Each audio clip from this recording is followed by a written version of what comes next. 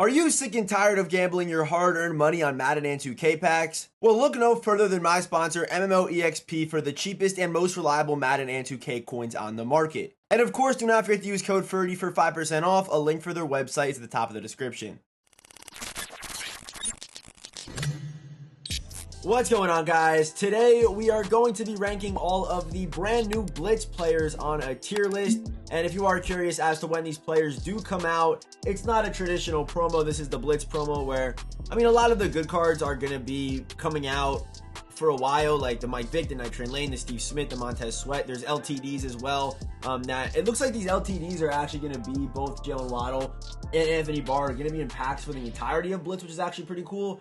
But those are the LTDs, like the Brees Hall, the Olave. They'll be coming out a little bit later today at 11 p.m. Eastern. But at 8 p.m., we are going to be getting a lot of the really good cards. And of course, I didn't even say it yet, but happy Thanksgiving to everyone. And yeah, let's just get started with today's tier list. Okay, so this card right here to get us started, Eric Stokes, 90 overall. If you are a budget or no money spend player, I don't know what his price is going to be. He might be a little bit more than what the normal 90 should be, but it really does make sense. This man hits the 90-man coverage threshold at 6'1" with 93 speed, which is very elite right now for the cornerbacks. Our fastest now is going to be Night Train Lane at 94 speed, but 6'1" Eric Stokes. And probably the best part is the fact he does get pick artist as well. So usually they don't give a corner good speed, good size, and good abilities. Eric Stokes has all of those things going for him. So with that being said, we are going to be putting Eric Stokes. This one might be a little bit crazy to some people, but I am going to be putting Eric Stokes up here at A tier. A really good card, good abilities, good size, good speed, and he's also a 90 overall, so should be accessible for a lot of different people. So next man up is Anthony Barr, and this card can be very good in the right scheme. Does get good abilities like 0 AP Enforcer, 1 AP Lurker, no outsiders, mid zone. As a user, this card should be userable with the Lurker. He should be.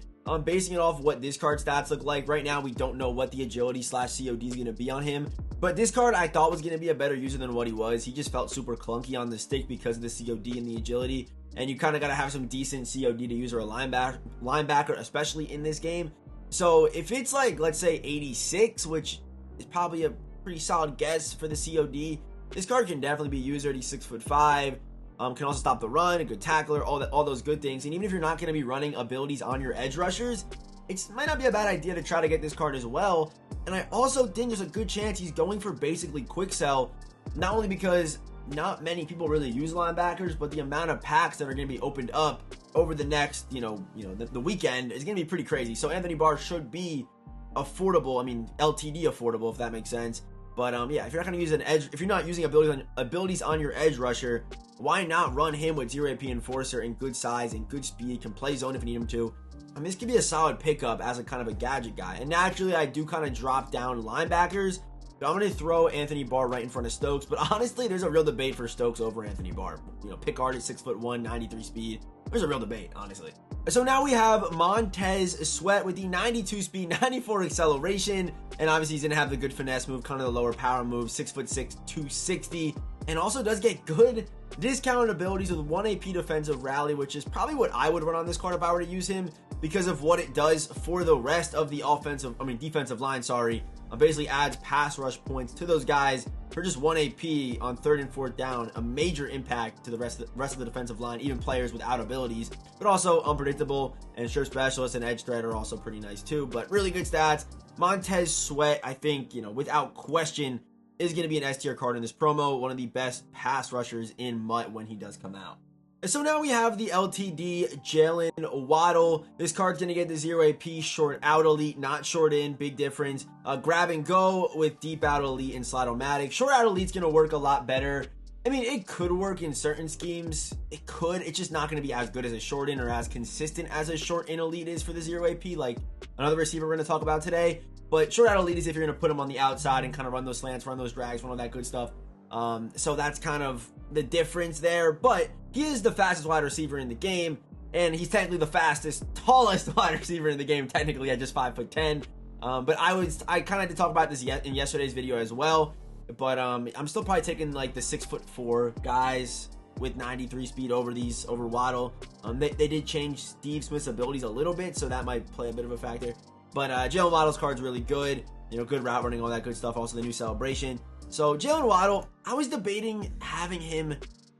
It's tough because we're getting two, you know, under 5'10", 94 speed receivers. And I really do like Steve Smith better than him. But I still think Waddle is S tier. I'm going to put Waddle at S tier. Debatably is a high A tier guy. Debatably. That one's close. I don't know, man. I still am kind of. I really can't decide where I want to put him still, but I guess we'll just leave him at S tier. Because of the 94 speed, I'm going to leave him at low S tier. But just know I really deeply considered putting him at high A tier. So now we have a card that I think should be getting a little bit more attention than what he's kind of getting. I know the tight ends are kind of deep right now. Everyone has Casper, there's Kyle Pitts, there's Darren Waller. There's options out there, but OJ Howard at 6'6", 250 with 92 speed, it does make him the fastest tight end in the game, and also has good size and, you know, decent route running, 88 short. I'm sure the mid's not that great. The route running isn't that good on this card, but also getting 1 AP Bulldozer and 1 AP Apprentice with the deep out, the deep in. You could also probably put like a short in on him and stuff like that. And, you know, with the Apprentice, it's going to work very well for you. So I do like OJ Howard a lot. This card's going to play very, very well for a tight end. I think he's top 3. I put him right into the top 3 conversation with the height and the speed. I'm going to throw him right up here. I'm going to put him in front of Anthony Barr. I am going to do that. I'm definitely going to do that. Also like his abilities, size, all the things. He checks off all the boxes for me. So now we have Olave, and Olave would be a little bit higher for me if the route running was better. He does hit 1 threshold, and, you know, with the right strat cards, if you want to, you can make him hit more of those thresholds, obviously. But the speed's nice, the height's nice, all those things are nice. Matchup Nightmare 1 AP mid out, outside Apprentice. Pre-baked wise, it's okay. Again, like, I feel like a lot of these abilities you kind of got to pick around your scheme. If you're going to use an outside Apprentice for the C routes and stuff like that, or the, you know, the post or whatever, it could be good. Post corners, you know, it all could be good. But Olave, the route running was kind of where he was cheated a little bit, just a little bit in my opinion. I think maybe like 2 thresholds would have been really nice for him, which does make a difference because not everyone's running, you know, route running boosting strat cards. Obviously, you might have to do a little switch up there. But we're gonna put Olave. I'm gonna put him like with Stokes. Honestly, you might want to put Stokes over him, but I do think Chris Olave is an A tier card in this promo. Okay, so now we have Mike Vick, the Blitz champion here. They did change a lot of his stuff. He had the Mahomes release. For some reason, they gave him this ugly sidearm release. And not that the Mahomes release is ugly, but from the left side, it's just tough to use. I was using Mike Vick's legend card for a while, and it's tough. It's a tough release to use, definitely. But they did fix it. They gave him Gen 3. This card, if you like the way that Robert Griffin plays, he's going to play basically the same from the left side with Gen 3, which is it's an okay release. Also the 1 AP Gunslinger, 0 AP Fast Break, which definitely does work on QB runs. I like this ability a lot. I was running it a lot on my Legend Mike Vick, so it definitely works. The Fearless, the Pass Lead, obviously you can't run all these abilities. Probably, if you want to pass the most, it's probably going to be like a Gunslinger and Pass Lead for 3 AP setup with the speed and decent accuracy stats. It's Mike Vick, but this card should be very fun to use. As far as if I were to like compare him to the rest of the quarterbacks in the game, I think I would maybe still put RG over him just because he's a righty, and righties, you know, people have more success with righties, and I'm going to put Rodgers over him as well, and then Elway, obviously. So I think he's like number 4 at best on a lot of people's QB lists. So, I mean, he's good. He's good. I'm going to put him in front of Montez Sweat and Jaylen Waddle, and they thankfully did fix his abilities. If they didn't fix his abilities, he may have been like an A tier guy. He really may have been. There was a real chance he was, but they did fix it. And he's now going to be somewhat usable. So we're going to throw Mike Vick. Yeah, he'll be good. He'll be good. And we're going to throw him at S tier. So now we have the 93 speed, 6'1", 220 pound Jet Legend Brees Hall. Brees, we need you back. We miss you. But yeah, this card is solid. It does get some pretty interesting discounted abilities with, you know, 1 AP identifier on the running back and 2 AP evasive and 1 AP short in, which is all interesting. It really is. But obviously this card's going to play really well because he's now tied for the fastest running back in the game. And he's the fastest, biggest running back in the game. You have Chris Johnson, Barry Sanders with the 93 speed right now. Now you have a 220 pound, 6'1" Brees Hall that can, you know, juke, can truck, can break tackles. This card's going to play super, super well. I think Brees goes right into that top 3 running back conversation. And even though his discounted abilities are actually not that great, this card is going to play really well because of his weight and his size. So Brees Hall, we're going to throw him up here at S tier. I don't know if he's better than Montez Sweat. I just don't know. But him being the fastest in the game right now, looking at the landscape of the running backs with his size, is what kind of puts him here. And so now we have another Jets legend, and that is Geno Smith, a card that actually might play pretty well. I think this Geno card might get some play out there. I really do. Like, I really, really do. So you are only going to be able to run one of these abilities discounted. So you probably would go with Fearless, and then Set Feet is going to be 3 AP on Geno, which he should get. He should get Set Feet for a field general. Like, basically guaranteed, right? So, yeah, it's gonna be a 5 AP setup, which for this card is really good. The stats are solid. The release is gonna be pretty good. The speed's pretty good on Geno too. So this card should play pretty well. Just gonna be a solid quarterback option for whether it's Chargers, Giants, Jets, or Seattle team. So I'm a fan of it. I really am. I think he actually might compete with that LTD Russ card that came out. But with that being said, he's nothing crazy. I'm gonna put him at high B tier, debatably low S tier, or low A tier. Sorry, high B tier, debatably low A tier. All right, yeah, high B tier, debatably low A tier. Yeah, I said that right. Well, I'm tripping. Okay, so just like Mike Vick, they also did change Steve Smith's abilities, and there's some things you can't change about Steve Smith cards. He's 5'9". What are you gonna do about it? His cards are always really good after the catch. Like, he'll probably have a juice stiff arm. We all know what clip I'm talking about. I think it was Pac-Man he was throwing around. But yeah, Steve Smith's card, they really fixed him up nicely.